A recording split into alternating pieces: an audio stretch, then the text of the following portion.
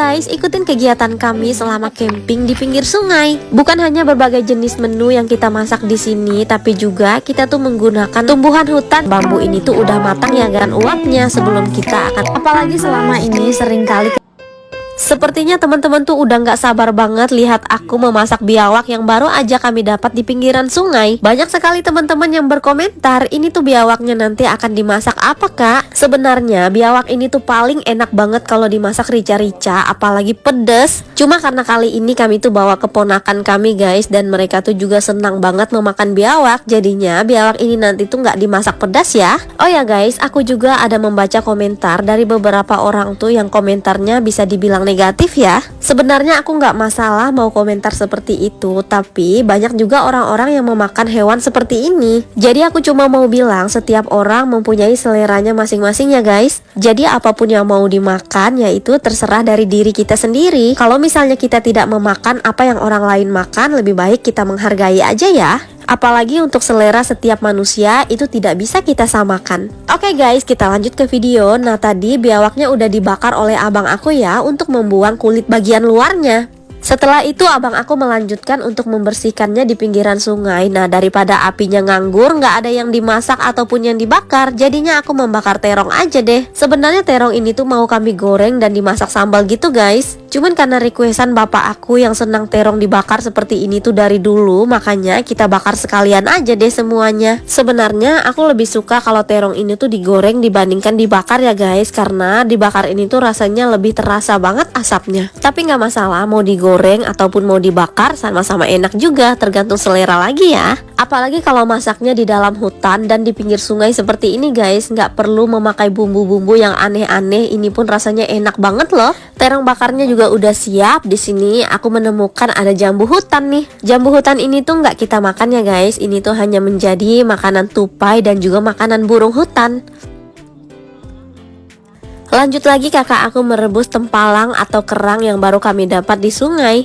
Sebenar-benarnya guys, ini tuh harus direndam terlebih dahulu 1 malam ya. Kalian jangan ikutin cara aku yang langsung merebusnya seperti ini, karena kami udah nggak tahan banget untuk memakannya. Jadinya kita masak aja deh. Mudah-mudahan aja di dalamnya itu nggak terlalu banyak pasirnya ya. Makanya sampai direbus berulang kali dan diganti terus airnya. Sementara itu aku bersama kakak aku langsung aja cepat-cepat untuk mempersiapkan sambal dan juga yang lainnya. Karena perut kita juga udah kelaparan banget dan hari juga udah semakin sore. Pokoknya camping di pinggiran sungai seperti ini tuh bener-bener seru banget guys. Pokoknya kalian tuh harus cobain juga deh. Yang biasanya kita hanya makan 1 piring, kalau di dalam hutan bisa sampai 2 atau 3 kali nambah. Nah ini dia yang aku maksud guys, kerang ini tuh akan mengeluarkan busa seperti ini. Kemudian kita buang lagi dan kita ganti lagi airnya sampai bener-bener mendidih ya. Setelah itu kita kupas-kupas aja deh supaya nanti gampang untuk memakannya. Setelah dibakar, kemudian kita buanglah kulit atau sisi keluar pada biawak ini ya guys. Nah jadi ini tuh adalah kulit bagian dalamnya dan ini tuh udah bersih ya. Setelah dibersihkan isi perut, ternyata banyak sekali lemak yang ada di dalam perutnya. Nah lemak seperti ini tuh nantinya bisa kita jadikan minyak biawak atau bisa kita makan juga, lebih enak kok guys. Banyak sekali teman-teman yang berkomentar bilang jijik lah kenapa bisa dimakan sih hewan seperti ini. Bahkan ada juga yang bilang rakus dan serakah. Jadi guys, aku cuma mau bilang dan ingatkan bahwa semua yang masuk ke dalam mulut itu nantinya akan menjadi kotoran. Sedangkan perkataan yang keluar dari mulut itulah yang bisa menajiskan. Jadi berhati-hatilah dalam berucap dan selalu menghargai orang lain. Lagi pula daging biawak ini tuh banyak banget manfaatnya dan ini tuh biasa dijadikan sebagai obat guys. Memang terkesan menjijikkan bagi yang tidak memakannya ya guys, tapi ini tuh enak banget loh bagi yang biasa untuk memakannya. Kalau emang kalian tidak ingin melihatnya, kalian bisa skip aja videonya ya. Karena kali ini kami akan memasak biawak dan juga memakannya. Oh ya guys, aku tuh sering banget loh baca komenan teman-teman dan sampai buat aku tuh ngakak banget. Karena ada yang bilang semua dimakan kecuali kaki meja. Sebenarnya nggak gitu juga sih guys, karena ada beberapa hewan juga yang nggak kita makan. Oke guys, beberapa menu udah siap. Sekarang kita lanjut untuk membuat sambalnya. Kali ini sambalnya tuh sambal mentah aja biar pedasnya lebih terasa ya guys. Jadi ini tuh sekalian sambal untuk kita memakan kerang atau tempalang tadi. Dan juga ada siput panjang yang udah aku rebus sebelumnya guys. Nah, kata teman-teman, kenapa setiap masak di pinggiran sungai itu nggak buat api di bebatuan seperti ini? Pastinya kami mencari yang ada tanahnya gitu ya guys, karena kalau kita membuat api di batu seperti ini, batunya nanti tuh akan meledak. Apalagi batu-batu yang ada di pinggiran sungai, ini kena panas sedikit aja bisa retak dan juga meledak guys. Bahaya banget kan kalau sampai mengenai kita. Jadinya biar aman, kita buat apinya di atas tanah seperti ini aja. Kalau untuk pengganjal boleh aja kok menggunakan batu. Tapi batunya dipilih juga ya guys, jangan batu yang mudah pecah dan meledak. Oke guys, sebelumnya abang aku sudah mengambil daun pisang yang ada di seberang sungai sana. Nah kemudian kakak aku langsung aja menyusunnya untuk tempat kita makan nanti. Karena sebelumnya ada sudah beberapa menu yang udah matang ya guys, jadi tinggal kita susun aja deh di atas daun pisang ini. Nah, untuk memasak daging biawak ini tuh memang membutuhkan waktu yang lumayan lama juga ya guys. Sama halnya seperti dengan memasak ular. Apalagi daging hewan satu ini tuh bisa dibilang cukup alot juga.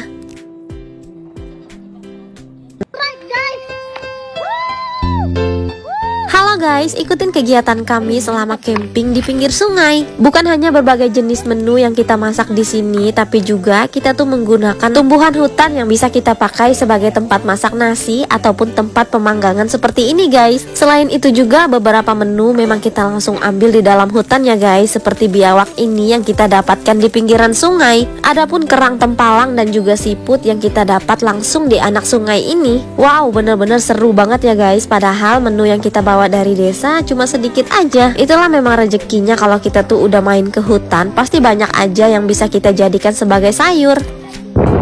Nah, sepertinya nasi yang kita masak di dalam bambu ini tuh udah matang ya guys. Jadi aku buka aja dulu untuk mengeluarkan uapnya sebelum kita akan membelah bambunya. Dan juga biawak yang kami masak tadi tuh udah matang juga guys. Sambil menyiapkan untuk tempat makan kita, di sini abang aku sedang membuat ayunan. Kemudian beberapa saat tiba-tiba mama aku strike dapat ikan bau. Pokoknya kalau udah ke hutan seperti ini, meskipun kita tuh udah masak berbagai macam menu, mama aku tuh nggak pernah meninggalkan pancingnya ini guys. Mantap. Wuhu. Strike baung. Aduh, mantap, mantap, mantap.